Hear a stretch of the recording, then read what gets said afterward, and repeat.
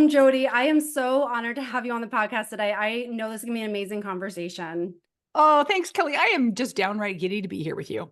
Oh, yes. And Mhm. so what I want to start with, and I just talked about this a little bit with you, but I want to talk about something that really hit me Mm. very deeply. And it was in your TED Talk, and you talk about squandering years of your life, Mm. seeking out a sense of control, you were struggling with an eating disorder and Yeah. feeling like you were not enough. Uh, And how there's so many of us, it may look different, but we do squander years of our life looking for yeah. something outside of ourselves to feel like we're enough. Talk about how you went from that place to where you are today and really embracing life and living it fully. Well, I'm happy to. Yeah. In the work of trying to identify, like, wow, what does it take to feel alive versus the opposite end of that spectrum, which, obviously is dead. But while we're living, it's like squandering our time. I think Mhm. there are so many different ways we do that.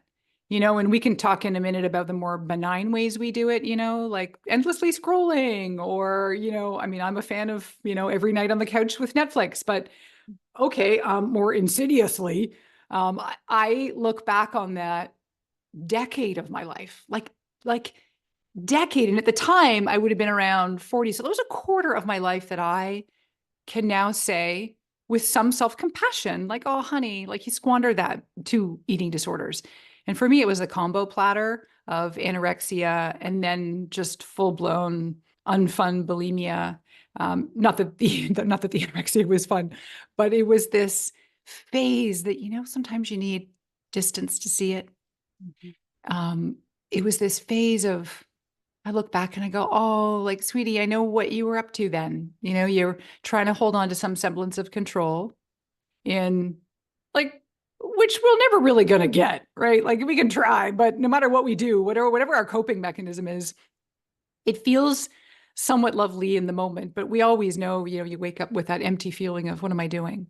Mhm. And so I was really struggling on and off through the decade. I tried to get help. Sometimes it would stick for a teeny little bit and then it wouldn't. And then I felt more and more, I guess, disillusioned and unsure of myself and really wondering, like, am I even going to ever lick this? And I believe that so many things are about timing and so many things are about agency. So it's like, does luck favor the prepared? Maybe. I had something ahead of me that was really special in my life. I'd registered for grad school at University of Pennsylvania for the Master of Applied Positive Psychology program.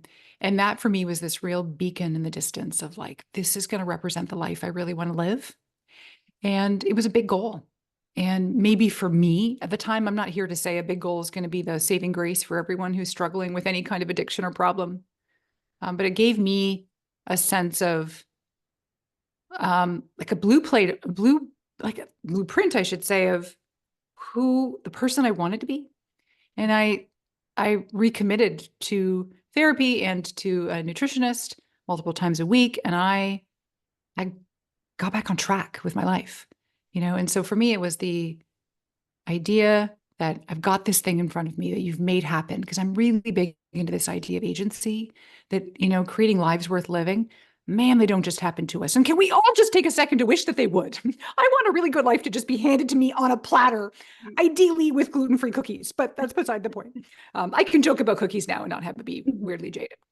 So yeah, I got on the program about, like, getting back on track with living. And it's only then, when you see, like, when you're able to leave a problem behind you in the dust, then you can see in stark contrast, in beautiful juxtaposition, this, oh, I was living a fraction of my life. Of course there were highs. Of course there were lows during that time, but man, I was muzzling, I was pressing and literally stuffing down feelings and experiences in life. And I just think, okay, maybe you had to go through that. Did you have to go through it for a freaking decade though? I don't know. But that was a journey. And then the idea that there's life on the other side to what I'm doing now, in stark contrast, it's let me be an example that there's hope. Mhm. Well, thank you so much for sharing that. And like just hearing your story, a big part, like I'm a big believer in like things are what you give the meaning to them to be. Oh, So yeah. like what was the meaning that you gave that time in your life and how did that maybe become a gift for you to live more fully when you lived a life that felt very shallow at that time? What a great question. I think I needed to go through that to show that we have to accept that we're not in control.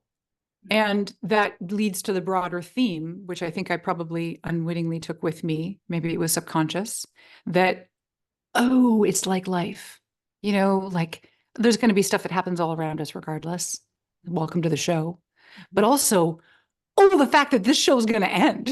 The curtain will be called one day. Okay, I'm really going to kill this metaphor. But we are going to die.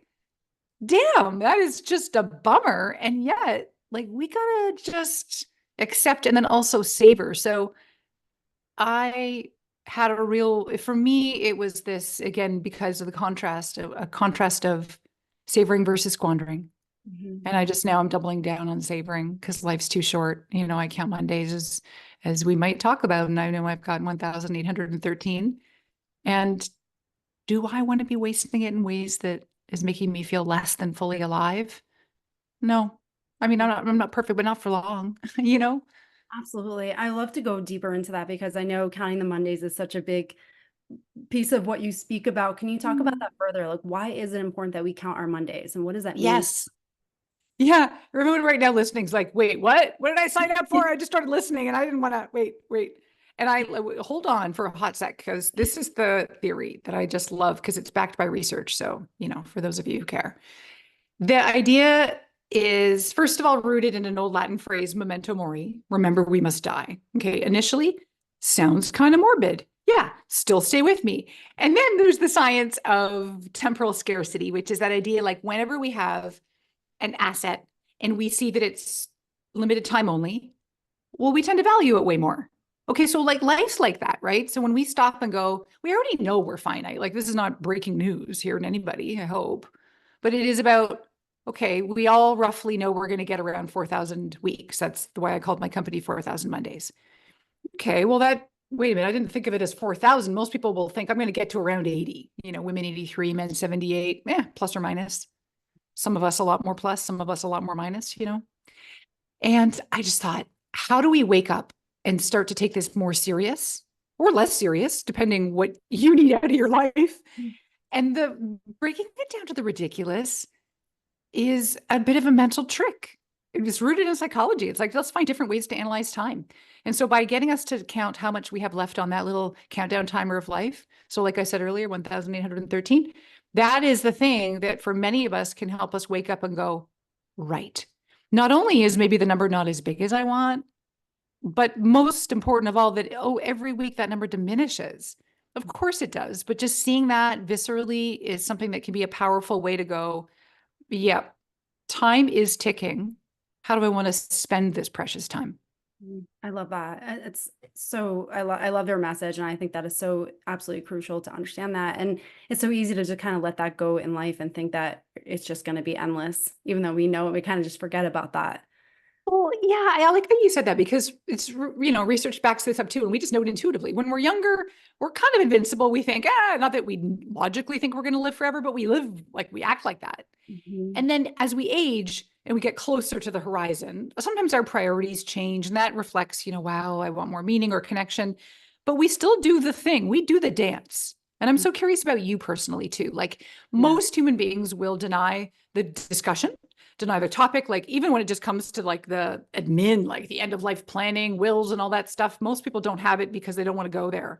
But Mhm. even just in the land I play in, which is just the contemplation of death, the acknowledgement of it as the motivating reminder to get on with it, most people would think, "Ooh, I'd rather go and get a root canal, or I'd rather just, I'm going to get really busy and answer these emails." We'd just rather not go there because denial is so much more comfortable than facing this shitty reality, right? So, can I ask you, like, Yeah. what's it like for you topically?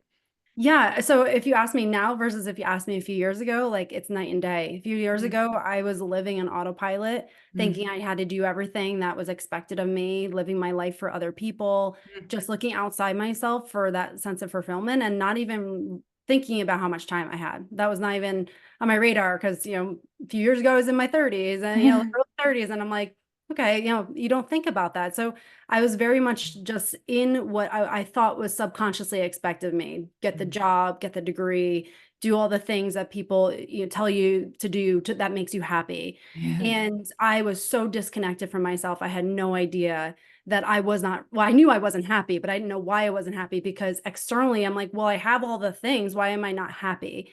And it Right. was really when I anchored into who am I? What do I want in this life? What do I want to feel like? And that's what's been a huge transition in my life. And I've removed myself from trying to meet others' expectations. I've really just anchored in what do I want? What brings me joy? What brings me all the Yeah. things that feel fulfilling in my life? And I've started to just not even started, I'm well on my journey, but I just don't look outside myself anymore. I validate my own experience and I'm here for what I truly feel like is alignment with myself. And it's a night and day. And I Oh. shared with you, I've shared on this podcast before that my brother passed away, and that gave me that huge sense of urgency because he had so many Mhm. dreams that he was looking forward to. And he passed away at age 41. And, Oh. I'm 3 years younger than him. And you just don't know. So I'm like, I'm going to do it now. I got to do it. Yeah. Yeah. Mhm. And acknowledging, that it it's a very sad thing, I think, that as humans, we're just going. We're these, highly functioning zombies is what we become really good at, right? When we get into the Mhm. zone and we're doing our work and we're not thinking and we're like deferring life to later. And then we need a wake up call. And so yours is just sounds so profoundly moving and sad, of course, about losing your brother at such an early age. And that acting as this startling, wait a minute, like just imagine for a moment, you had he, I'm sure you'd prefer him to be here, but your life could be continuing down that same path. It's just amazing to think that you've had this jolt. And while you were sharing your story, I was thinking about, it's a chapter in my book about wake up calls, about people who've had near death experiences or Yeah. even just brushes with death, how Mhm. they are tuned into stuff in a way that, quite frankly, like you are right now because of your brother's passing. Like it's a true alertness. Like it's like you sit up straight and you go, whoa. Like Yeah. now I know what really matters to me. And also the thing that you said that struck me was that idea about knowing what doesn't matter anymore, like abandoning some of the stuff that's like silliness that you might have just fretted about before. But now it's like, I know how to say yes to things and no to things, and I know how to prioritize. That is a gift, Yeah. and isn't it just sad? Like, can we just take a minute to all just take a moment of silence and be like, damn it, it's sad that we have to lose somebody or almost risk our own lives in order to sometimes realize that, which is of course why I want to do the work I do without like, let's eliminate the danger and the grief and let's get on with living so we don't have to have a Mhm. wake up call. Absolutely, 100%. And that's like, it's like so many of us abandon ourselves and Mm-hmm. but we won't abandon the things outside of ourselves. So it's like when you make that transition, I'm like, I am no longer abandoning myself. Other things can be abandoned. You said that like it's Oh, so key, so oh, key. And it's a oh, changer. And I didn't realize it until I made that transition. right. Your Hmm. point about abandoning yourself, I love the language you use and how this is resident in your community because it is such an important thing. Like it, okay, I'll share with you. There's a workshop I do for teams or groups or whatever.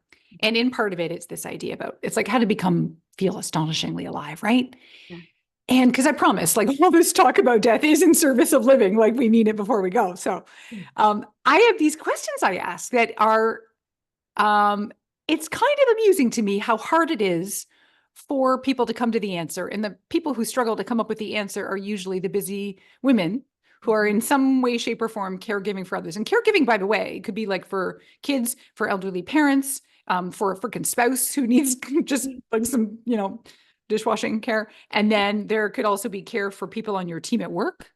Mhm. Care is like defined as basically existing around other people at the expense of your own life, right? Yeah, And when I absolutely. ask this question, it is so amazing. I'll ask for make a list of 30 things that make you happy. And ideally, they're things that are sort of accessible to you in your day to day, week to week life. Like it can't just be a big thing like, you know, um, flying to New Zealand and zip lining. Mhm. That would be awesome on another list, maybe a bucket list or like another thing you love to do. But many women are kind of stumped. Like, wait a minute, I don't even really know what makes me happy. Or a different question, more of a heavy hitter, is like, what is the stuff that makes you feel most alive? Mhm. And again, I think so many of us have lost the plot on Mhm. that, right? Yeah. Or we may have some semblance, but then it also, admittedly, this conversation can start to feel a little bit sad. And I want to flip the script fast because it can be a little bit like the thing that makes me feel most alive. Well, it was when I was writing poetry. And I'm like, okay, yeah, when was that?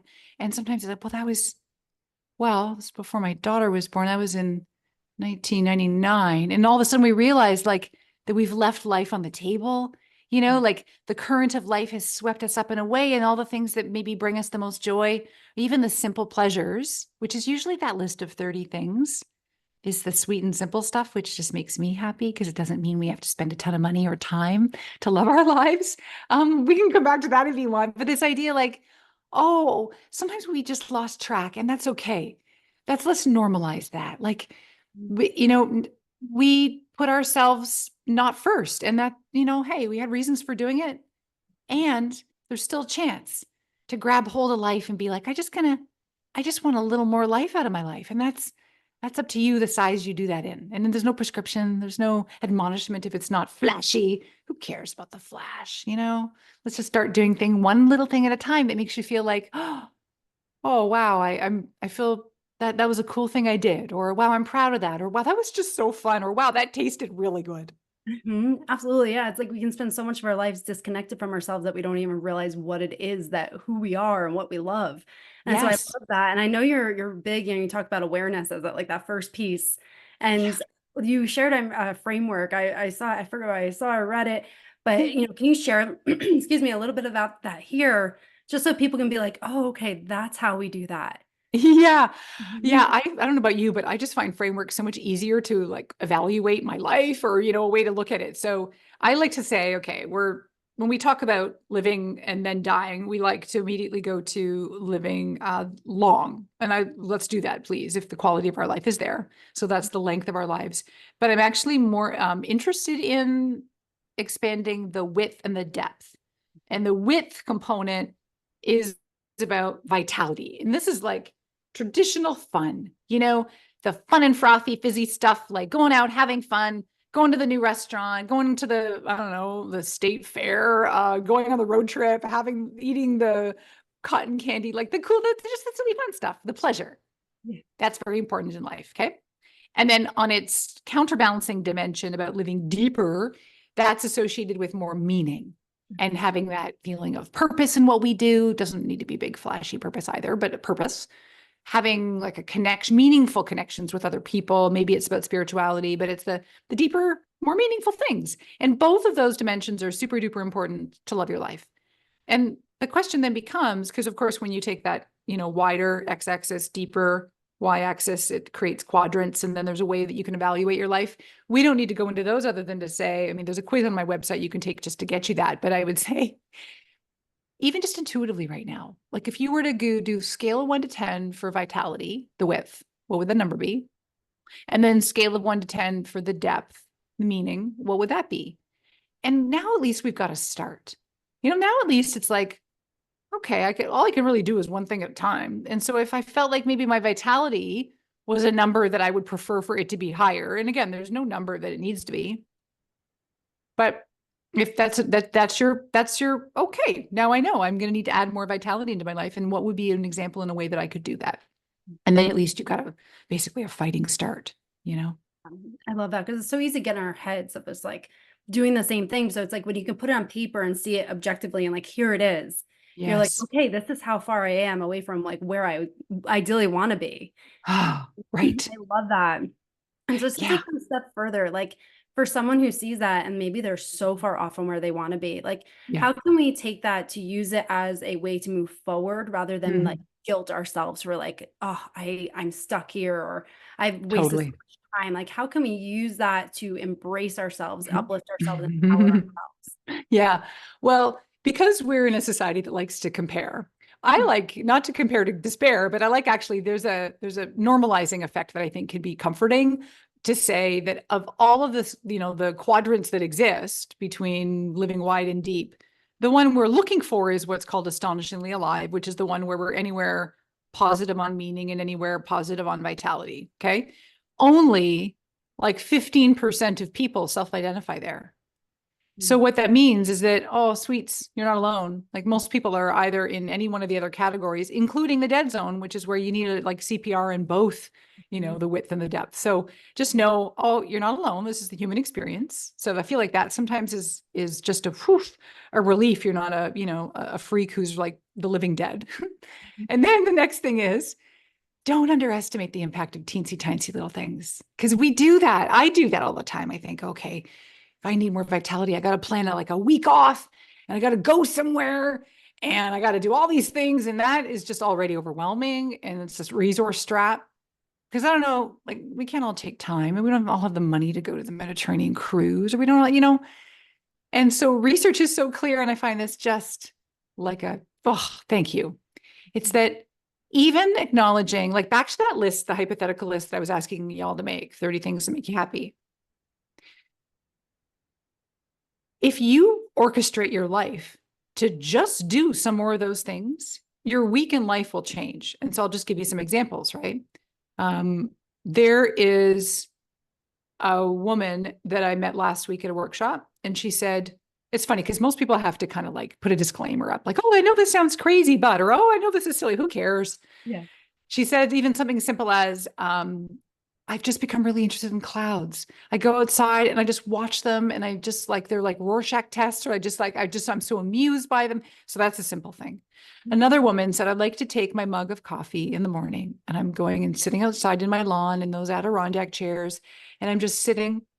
And actually, she has her laptop on her lap. So this doesn't have to be a very pure meditative experience. She's doing emails while she's out there, but she's like, oh, I'm watching like, there's a squirrel and there's like the breeze and it smells amazing and the sun is on my face and there's a cool, little things we can do that if it's on your list about spending time with a certain person who makes you laugh, little tidbits, like start to get really aware of the things that make you feel joyful and alive and like that good feeling that you either look forward to doing before it happens or you love talking about it later.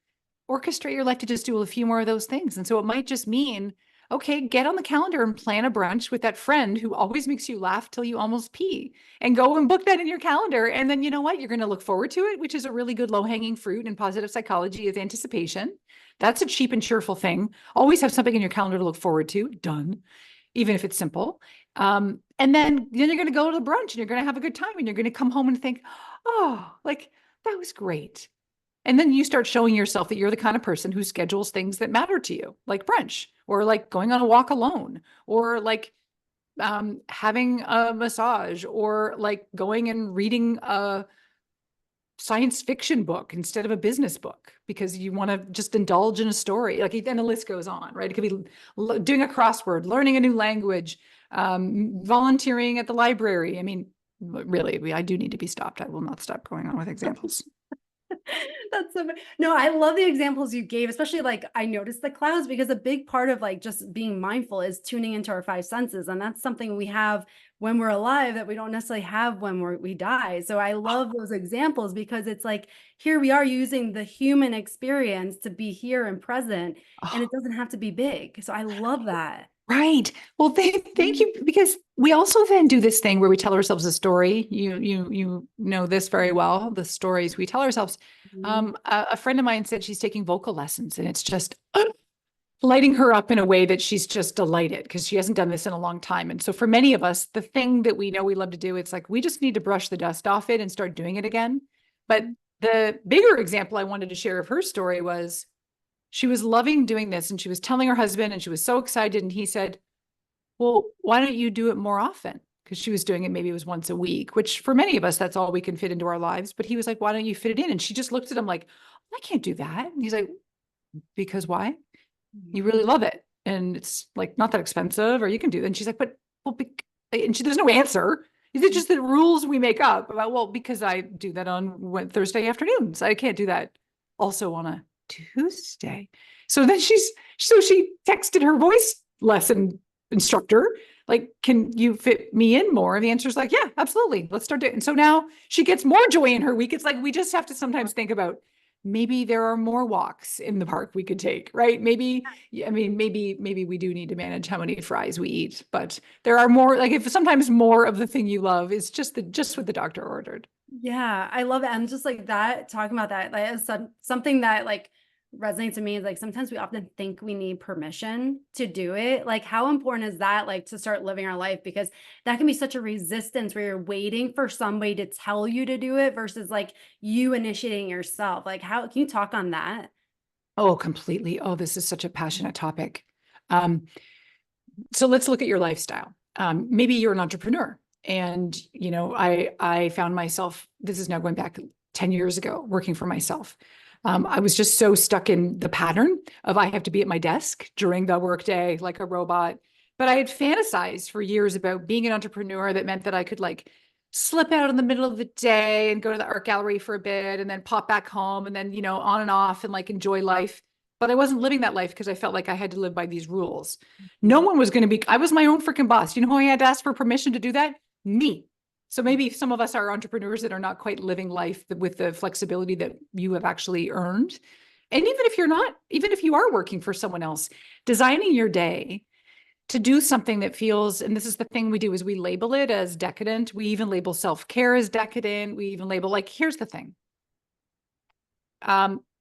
Doing something for 20 minutes that just makes you feel fantastic, like it's just pretty much a guilt-free endeavor, right? Unless you're leaving your kids on the side of the road, that might be a problem. But I feel like you got that nailed. Stories too about, I do this because I'm super close with my husband. And so for me, I often think about, well, it would be kind of cool, like maybe on a weekend morning to like have my own like personal retreat. But then I think, well, but I don't want to not be with him. Like our time is limited together. And it's one of those things where it's like, you get to do it all. You get to have time every other weekend, but then sometimes you get to say, hey, I would just love this Saturday. I'm going to go take off for a while in outside, or for me, it wouldn't be outside. It would be at like a great restaurant or hotel, or whatever. Like you get to, if you're having a niggling and you're having that desire and you want to do it, ask yourself, and here's the thing. First of all, how many Mondays do I have left? Life is too short to not design something that's probably a pretty simple problem to solve. And number two, let's bring out some bigger guns. My test is back to the idea about people who almost died and they came back and they're like, oh, I could care less now what people think of me. Or I say yes easily, no easily to the things. What if you just came home from the hospital? What if you had a really bad car accident and you were in a coma and you made it out of rehab and you got back home and you're like, man, I am lucky to be here. And I have this really big desire to go and do a painting class on Thursday nights. Would you not kind of find a way to go and do the painting class on Thursday nights, knowing that your life was dangling by a thread or maybe an artery? You would do it. So maybe that's the way of looking at it too, is like, we have to get creative with our brains. Otherwise we're trying, what's the expression? Like you can't solve a problem with the same kind of mind that created Level it. of consciousness. Yes. Thank Yep. you. Level of consciousness. I That sounds way love better. that. I love that quote. Like you can't live a life if you're living, it's the same mentality that said you need to be, so responsible that you can't enjoy life wider and deeper, Yeah. Oh my gosh. I love that. And like that, I mean, it's so poignant what you just said, 100%, just having that urgency to realize that like it's not forever. And like for people that are in that denial stage of like, okay, they Yeah. count the Mondays, but like, but I still have, however many, 1,500 Mondays left. Like, Yep. how can we get into a place where we're like, oh no, this is real, like I Mhm. am not going to live forever. And I literally only have a certain amount of time to live out my dreams. And I can't wait for that one day when Yeah. everything feels like it's smooth and it's opening up and life says, here you go. This is the time for you to live out your dream. Totally. Yeah. Those are the moments where I admit that like my agenda might be bigger than theirs for their life. And okay. So what I mean by that is, I could try and encourage somebody to count their Mondays and to, become more aware and talk more about this with their friends and, and other than trying to use a little bit of reason and a little bit of motivation together, which would usually look like informing people that when we do deny the conscious realization of our death, our anxiety tends to increase. And I don't want that for anybody. Do you want that for you? No. So the relationship between so contemplating death in the moment may not feel so hot. but it helps us to kind of come to some decisions and terms that then let us feel like we're living what we call like a fully lived life. Mhm. And researchers show, existential psychologists at least, are able to determine that for many people, death anxiety is higher when people have the feeling that they've lived an unlived life. Mhm. So that means you're getting close to the end and you're like, oh man, I always wanted to write that book. Or I always wanted to go to the Swiss Alps and I never did. I never made the time. Or I always wanted to make bolder decisions, like take bigger risks and apply for bigger jobs, but I never did. The coulda, shoulda, wouldas.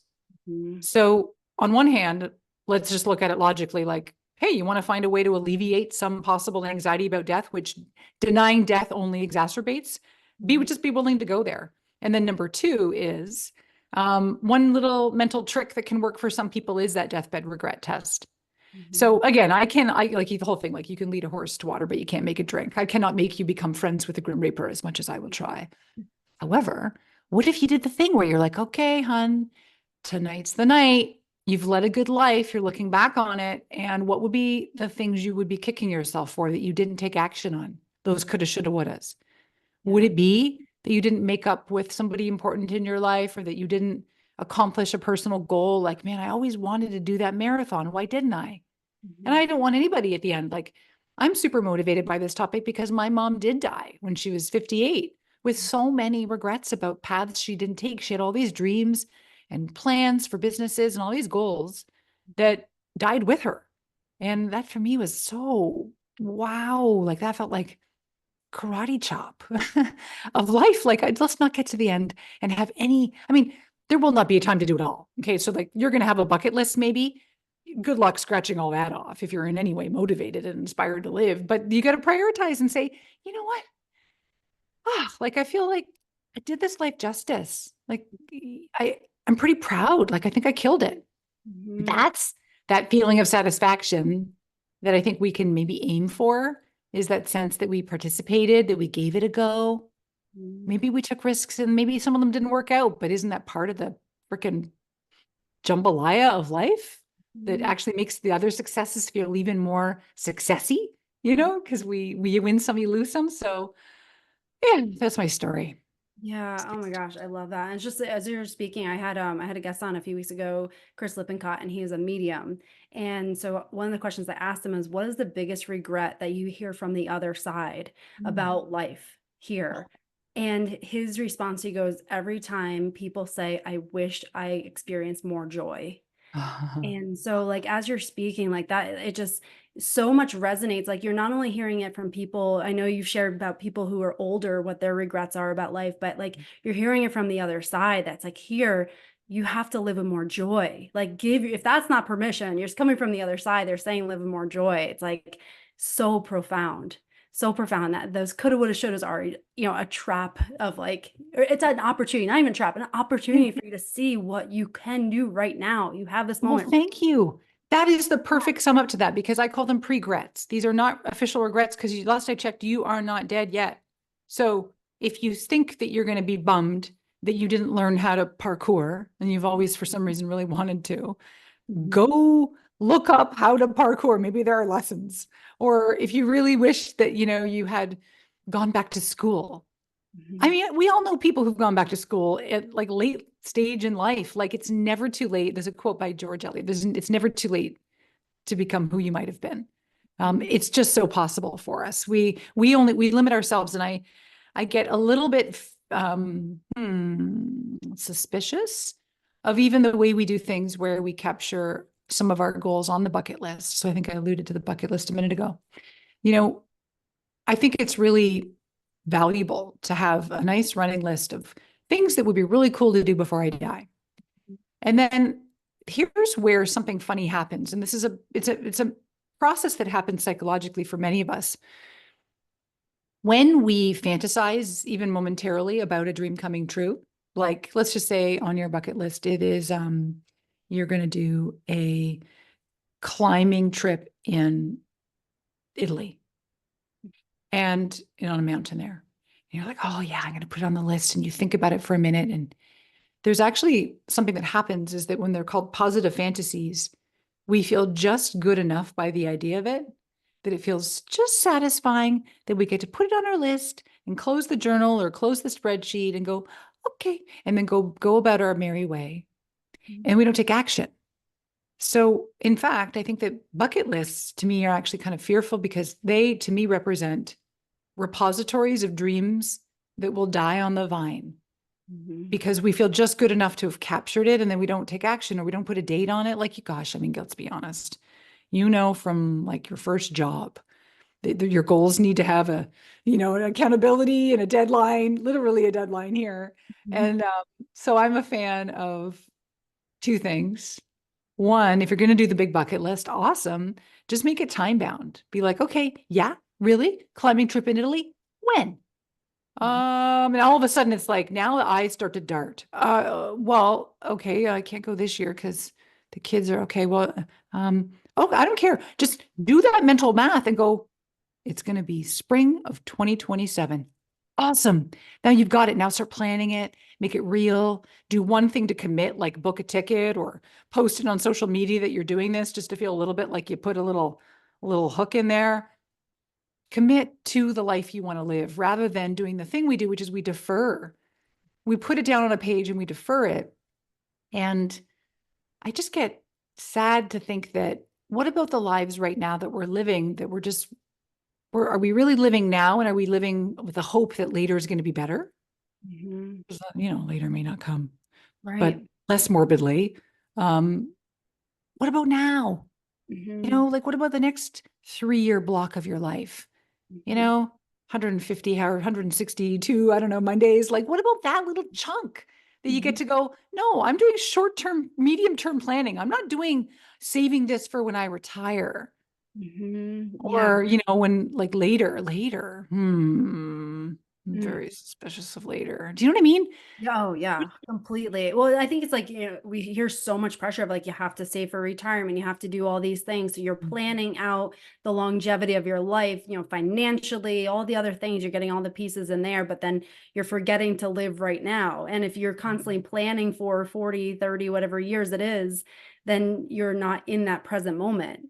And it can be very like that. I find it can be like a trap for people because if you're like, well, I have to save the money for retirement, I have to just save, I can't spend it on me living now. Like, yeah, how do you navigate that? Because I can imagine, it's like I know I've felt that like, well, you almost feel guilty if you take that time, be like, I'm going to go to Switzerland, and you're like, oh, well, that could have been in my 401k, like, Totally. Oh, I love this. And I have financial planning friends who grapple with this all the time, right? It's this idea that the dueling needs of carpe diem, live now. Well, I added it to now, seize the day, but literally this day versus, don't die broke and stressed because you can't afford your next like retirement home payment. And the way that I've come to reconcile this, by the way, is that it comes down to the topic of regrets. So if, for example, you are contemplating a life choice like a big trip, there is somebody I know who orchestrated a big trip for his family, and he was paying for other people in his family who didn't have the means. And it was kind of like a family reunion. He's like, I really wanted to make this happen. And I dipped into savings to make it happen. And I thought long and hard about it. It wasn't going to make me broke. He wasn't going to not pay his next mortgage payment. But he's like, would I have regretted not doing it? The answer was yes. Versus, okay, fine. You take your family on this big trip and you all fly there and you go do your thing. And then would you have regretted doing it? And the answer is no. So that's one way to look at it is like, would I regret doing it after I did it? Or would I regret doing it after I did it? And that can be helpful. Another woman I know planned a really big party for her grandmother in her retirement home. And it might have been like her 90th birthday. And she went all out. She's like, I spent money that made me very uncomfortable, but I thought about it. And it was the same exact example. If I didn't do it and give her this moment while she still had some of her marbles left to feel cherished and loved, and that was a value she had, because back to values, she's honoring the fact that like, for her, family mattered. For this other gentleman, family mattered. For someone else that I know, they're like, I would regret not going back to school and getting this person really wanted their MBA. Other people will be like, who cares? But you do you. This person was like, I really want the knowledge, the credibility. They wanted to feel that sense of accomplishment because those were their values. And they said, this is a big time commitment for them. The money didn't matter. But they were like, this is going to mean time away from my kids. But they're like, I would regret not doing it. And I want to demonstrate to my kids that sometimes, this is worth doing. Working hard and long and late and on weekends and missing some of the cool events is something that it's a sacrifice I'm making for joy, a joy of a different sort. So I think that that's the way to look at it. It's like the balancing of, would you really regret not doing it? And if you did it, would you regret it? Because did it make you now completely fall off the wagon financially? And then that would obviously be stress inducing and less joy inducing. Yeah, I love the perspective and just having like, again, another like framework you can work through if you're stuck in a decision of which way do you go. And I think that's huge. Like just having that ability to do some introspection and realize like, okay, like it's okay to do these things as long as like it's uplifting for me. Yes. And some of the things are not initially easy to look at. Like, let's be super honest. I'm talking about the fun things, right? Sometimes it's like, do you need to leave a relationship or a dead end job? These are big, hard decisions that don't feel, it's almost like, do you feel like you're damned if you do, damned if you don't, but that you can still use this framework with a relationship, for example. Would you regret leaving it? And maybe you could have a small list. Yes, maybe for financial security or for someone to take to the movies. I don't know. But would you regret not doing it and knowing and reading through the research? So for me, it's in the regrets chapter in my book. It might be helpful. Like the idea that people will lament through the ends of their lives and on their deathbeds, the paths they could have taken. Like, for example, well, could I have started over in a different relationship? I regret not doing that because I made the safe play. That's what they deemed safe or whatever, staying in a relationship that was exceedingly average or just below average and not good for me. But I could have found love. Or maybe even if you didn't find other love, I could have had an absence of negativity in my life. And what could that have done for me? So I think that it works all around. Yeah. Oh, I love that. And and thank you for sharing other examples because it just makes you realize that there's other ways to look at these things and put it into like, we only have one life to live. So one other thing I want you to share, because this was something that I had not heard this term before. And I think I read it or saw it somewhere, but post-traumatic growth. Can you talk about that? Because I loved that. And I think it's something that you could just take something that maybe it's just a really awful time in your life or an experience or what that can do to catapult you into such a beautiful place. Yeah. I find it really hopeful. And it's a pretty big chunk of the world of positive psychology, which is, the scientific study of, when life is going well, of well-being.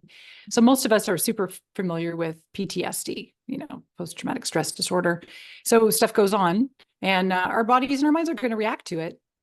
And then there's something interesting that researchers started to notice. This is going back now, probably 30 years ago, where they tuned into what is called post-traumatic growth, where around 50% of people who experience a traumatic event emerge at a higher level of psychological functioning than before they even had the trauma. So let's just think about this for a second. It means that half the people don't. Half the people are like, oh, sucks to be me. Trauma happened and I'm going to make my way, and you can make your way and function just as you were before, hopefully with some help. But many people will actually end up coming out higher. And that means that they've made meaning in different ways. And post-traumatic growth actually has quite a few different components to it. There are 4 in particular in the research that you don't quote me on them right now, but one of them is a greater appreciation for life. That's the one I zero in on. Another one has to do with spirituality. Another one's about connection to other people, et cetera. But really the appreciation for life is this idea like, I had a really bad thing happen to me and I made it through. And then oftentimes people are seeking meaning, right? It's a very meaning-making time for people's lives through any kind of hardship, really. And the emergence in this higher level of functioning is like, I am now stronger. I feel more resilient. I want to apply myself in more meaningful ways, maybe in my community. People who've had tough things happen, like say they've lost a loved one through suicide. Many of them will go on to volunteer and donate time and energy for suicide survivors. And that for them is an even more poignant, important part of their life than they never would have experienced beforehand, right?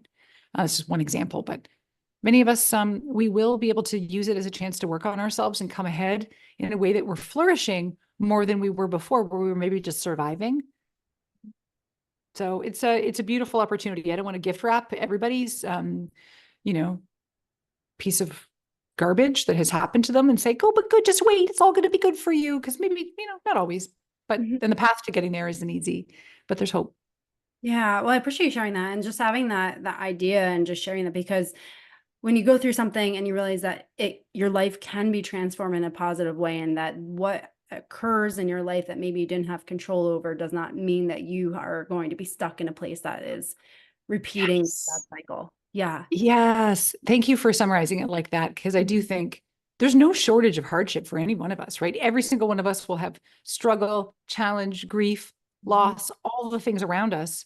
And for many of us, and that's, maybe you wouldn't classify each one of them as traumatic, and that's okay.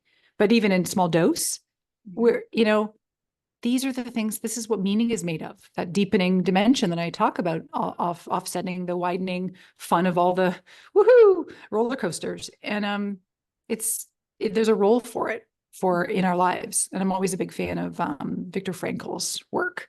Man's Search for Meaning is just a really beautiful book to help encapsulate this. Yeah, I love that. And one more thing I just want to ask you is that how important is it to have willingness? Because you could have this and realize that, oh, there's only so many Mondays left. And then maybe you want to share that with a loved one, but they are not willing to change. How much do you pour your energy into yourself of being like, okay, I want growth in my life and I'm going to take this as my urgency, rather than pouring into maybe someone in your family who doesn't have that willingness or urgency? What do you do with that? I love this. The answer is mostly like, you are your own entertainment and life director. So you need to look out for your own. And back a couple of thoughts. So one is, of course, like sometimes other people's lack of willingness will slow us down, right? Oh, he's not going to want to go to India. Damn it. Well, I guess we won't go. Maybe you could go to India with some friends or alone. Same thing about, you might be, and I see this a lot. This comes up a lot in workshops I do. I do mostly workshops with work teams, but they talk about their lives, like their lives outside work. And they'll talk about their spouse, lovingly, but also like he's not really interested in doing some of the things that I want to do, like trying a new hobby or, going out at night or, and I think that you can start by offering the suggestion, hey, I noticed that there's this neat cooking class in town. Do you want to go and try making Thai food? You can provide the options. And then if it's consistently met with no, that it is usually just a, hey, you know what? I'm super excited about this. I don't want to pressure you. So you don't have to go. Don't worry, you're off the hook. I think I'm going to go. If I can't take my friend Julie, I might go alone. But that'll be next Tuesday, just a heads up. And you go. And you'll feel funny. Many people will feel funny. Back to, I know that a lot of your listeners, there's that sense of like, I've left my life because we've got deep rooted associations for making other people happy. I don't think we need to eradicate that. Like, I'm a pleaser, and I think I will be a card carrying pleaser membership or organizer, maybe forever, but I just can't let my pleasing needs overrun my life. I can know it's there in the background. And I actually think, oh, that's sweet of you that you want to make other people happy. Just don't forget about you too. So now it's going like, okay, I'm going to go to the Thai cooking class. And then what I often notice happens is that when you start living with more vitality and meaning, maybe a combo, whatever, and you start coming home, I'm only using the spouse example. It could be for anybody, or it could be for a spouse or friend, or it could be whatnot, your kid. Sometimes you're contagious in a good way. Sometimes it's like, oh, you've been going and doing that pickleball thing, huh? Okay. Well, how's that work? And all of a sudden, maybe someone wants to start to join you. But here's where we can't want something we can want something for somebody, but they do need to really want it for themselves. Some people will go along with it. Yeah, I'll come with you to yoga, and they'll do it, and then they'll get swept up in it. But if somebody is really just like a no, thank you, honor it, respect it, say, I'm going to go have fun, and I'm just going to come back and just make sure that they're not feeling left out. But oftentimes they'll start to notice how alive you're feeling, and they're going to want to feel alive, or they might actually feel worse about themselves, and that's not your problem either. Mhm. Love that. Oh my gosh, so good. Thank you so much for sharing that, because that's something that I think that, again, like you said, my audience, it does. It's one of those things that's a resistance. Like, I want that, but. And so I love everything you said, and just giving exact examples of like how you can navigate that to still live your life. Love that. Yes. Yeah, it's like it's unapologetic without defensiveness either. Because sometimes when we're going to start something, we feel like we have to just be simple and sweet and calm and excited. And if Mhm. someone else, sometimes other people will try to burst your bubble. I met with a woman on the weekend who was talking about she wants to start a business, and her spouse is not just agnostic; he's just not supportive. He's actually trying to talk her out of it. And Mhm. these are realities, right? And so it's just one of those things like, hey, hun, when in doubt, shower people with love and kindness, right? Hey, hun, I respect that you're trying to, look out for me and for us. And I really get that. And I also know that you want me to be happy and excited. So I'm going to keep forging ahead, and Love that. you keep doing it. Because again, would you get to the end and regret not doing it? Or Mhm. would you regret doing it and maybe having it be really cool for you? Yeah. And Oh my God. set an example to your kids that I'm the kind of person who starts a business that she's dreamt about for years and gave it a go. Oh, yes. And thank you for bringing the children, kids, because that's such a big thing too. That holds people up. Like, no, I got to pour all my time and energy into my children. But it's like you lead by example. And I think Ed Milet says most things are caught, not taught. So when Mhm. you do it, you are showing by example. So I love that. It's like just even more empowering, and like, go out and do it, live it. So Yeah, thank you. I'm writing a two-part blog post on like parenting and regrets. And by the way, I acknowledge that I'm no possible expert in parenting. I've never had a child and never will. But I know the experience of people who are living either with or without regrets, or that yeah. relationship between the lived life and the unlived life. And Hmm. you are a role model. Hmm. And I know so many people who are reluctant to do things because it will take time away from their kids. And for them, maybe we just have to lean more into that caregiving aspect about, okay, if you say you care about your kids, don't you want to set an example for your kids about how life gets lived? Hmm. Because, like, versus leading the example of mom and dad didn't pursue their dreams and hobbies. Like, Hmm. I think your kids would rather see you go and do the PhD or the badminton lessons and know that, wow, I know now that when I go out and start my life, that I'm going to also value my own time and indulge in hobby. Indulge actually sounds like a negative word, but I mean like love the hobbies and love the growth and love whatever the heck it is that I deem makes me feel alive. Thank gosh, my mom and my dad demonstrated to me that life gets lived around here. Yeah, absolutely. And then that's it. Like, now you're carrying that on with you. And it's like, that's how powerful that message is. And it's like, so many parents are like, you can do it. You can do whatever you put your mind to, live the dream. But then the child, if you're not doing it, is going to be like, well, why aren't you? Why aren't you doing it? Like, Right, if you right. can, it's Well, that easy. Why aren't you doing it? Like, so totally. yeah, I love that. Yeah. For someone who's listening and wants to get your book and connect with you, where can they find you? Where can they get your book? Oh, I appreciate you asking. So Yeah. my book is called You Only Die Once: How to Make It to the End with No Regrets. And it's where books are sold. But you could also go to my website, 4000mondays.com. And there's a page there, which you will not have a hard time finding. And yeah, on the website, there's a Monday calculator if you don't feel like doing your own math about how long you have to live, plus or minus. Yeah, I love it. And I will put everything in the show notes. So definitely go get Jodi's book and connect with her. And I cannot thank you enough for this conversation. I absolutely loved it. And it's just so meaningful. And I think a message we can't hear enough. Just have to Oh, enter into it. thank you. It is this is a message that needs repetition, unfortunately. But I Mhm. appreciate you for giving it a voice. Yeah, absolutely. And again, thank you everyone who joined today. And if you enjoyed this episode, you got even one thing from it, share it with somebody so that way this message can be shared all around and we can continue to live life like we're gonna die. So I love it. Thank you so much, Jodi. Thank you.